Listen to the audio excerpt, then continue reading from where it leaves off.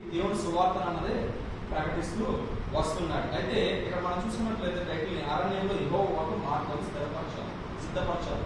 అరణ్యం అనగా ఏంటి? అడవి. ఇంకా ఇది తెలిసిన అరణ్యం అనగా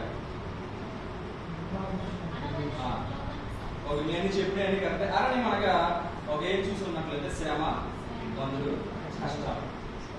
అరణ్యంలో ఏమంటే శ్రమలు, ఇబ్బందులు, కష్టాలు. అనేక మందిని మనం బైబిల్లో చూసుకున్నట్లయితే వారు కూడా అరణ్యంలోనే ఉన్నారంట. దేవుడు ఎవరినైతే ఎన్నుకున్నాడో వారు ఎక్కడ నివసిస్తున్నారంట? అరణ్యంలో నివసిస్తున్నారు. ఎందుకు అరణ్యంలో నివసిస్తున్నారు?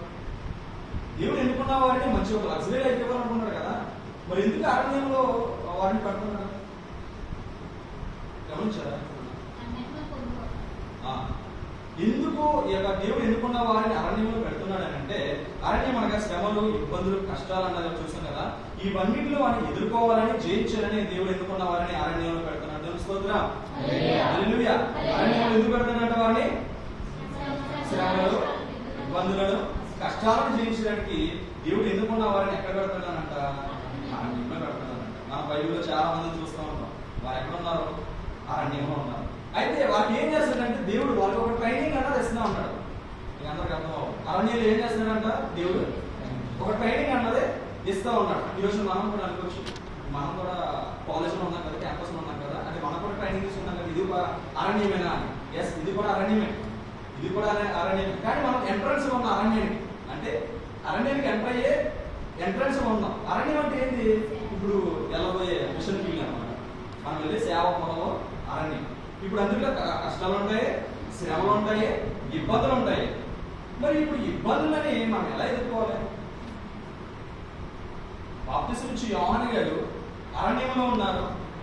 తను దేవుడి గురించి బోధించాడు. అడవిలో, అరణ్యంలో కష్టాలు అనుభవించాడు, శ్రమలు అనుభవించాడు. అలాగే చాలా మంది ఎదుర్కొన్న వారు అనేకమైన శ్రమలు అనుభవించారు.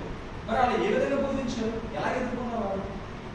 అయితే ఈ అరణ్యంలో మనం ఎన్ని ఎదుర్కోవాలని అంటే మనం ఒకే ఒక మార్గం వేయాలంట. ఆ మార్గం ఏంటంటే విశ్వాసం అనే మార్గం. స్తోత్రం. హల్లెలూయా. ఇప్పుడు ఎన్ని ఎదుర్కోవాలంటే మనం ఏం చేయాలనంట? విశ్వాసం అనే మార్గాన్ని మనము వేయాలి. ఎప్పుడైతే విశ్వాసం అనే మార్గాన్ని మనం వేస్తామో ఈ శ్రమ కానివ్వండి, ఇబ్బంది కానివ్వండి, ఏదైనా సరే ఏది ఇప్పుడు తరగతి కాలంలో మనం ఉంటున్నాం. మనము ఈ ట్రైనింగ్ పీరియడ్లో మనం ఉంటున్నాం. మనము ఏదో చిన్న కష్టం వచ్చిందని, చిన్న నష్టం వచ్చిందని మనం ఏం చేస్తాం? తిరిగి వెళ్ళిపోతాం. ఇక్కడే తట్టుకోలేని నీవు రేపు మిషన్ ఫీల్డ్కి వెళ్ళిన తర్వాత అక్కడ ఉన్న భూగోళ కష్టాలు ఉంటాయి. అక్కడ ఎలా తట్టుకుంటాం మనం? సో అందుకే ఏం చేస్తాడనంటే ఈరోజు నిన్ను నన్ను ఇక్కడ ఉంచాడనంటే గల కారణం దీనికి ఏం చేస్తాడంట? దేవుడు ఇవన్నీ నువ్వు ఎదుర్కోవాలని, ఇక్కడ ఉన్న వాటిని నువ్వు ఎదుర్కోవాలని నిన్ను అరణ్యానికి తీసుకొచ్చాడు. అంతే తప్ప నేను ఏదో మా డాడీ పంపడం, మా అమ్మ పంపింది, మా అక్క పంపింది, మా తమ్ముడు పంపడం అది కాదు. దేవుడు నేను తీసుకున్నాను.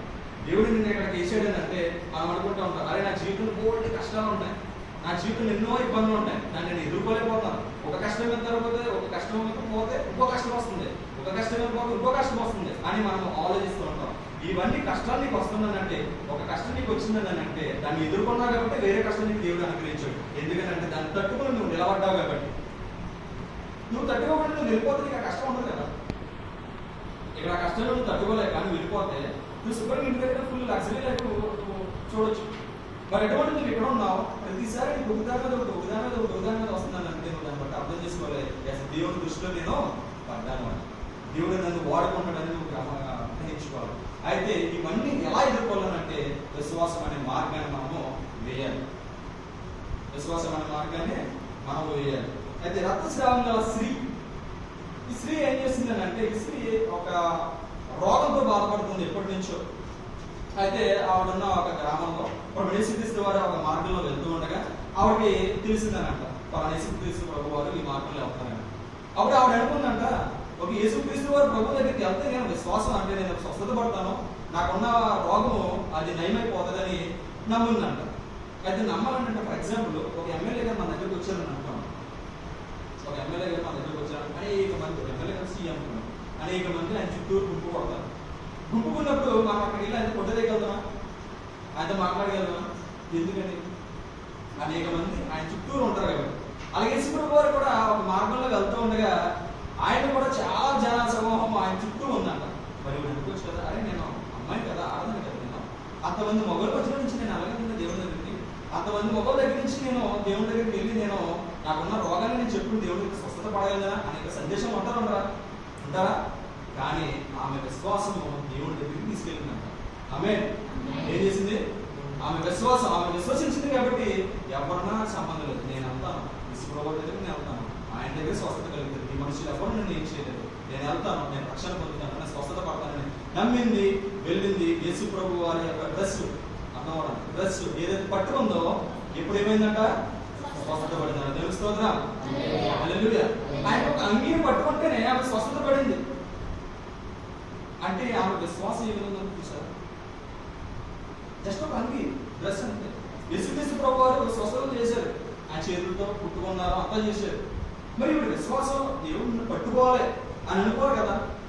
దేవుని ఆమె చేసి ప్రార్థన చేస్తే నేను స్వస్థత పడతాను అని అనుకోవాలి. కానీ